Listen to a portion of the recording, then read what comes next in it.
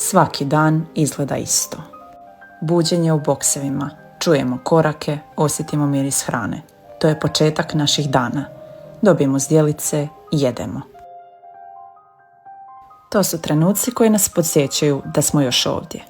U udruzi Berta nam ništa ne fali, osim vječnog doma. Izvode nas van, mirišemo travu, gledamo nebo i već se vraćamo nazad. Ponekad netko i dođe.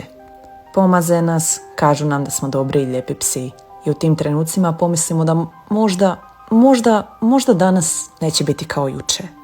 No ipak, samo bude možda. A onda opet ostanemo sami.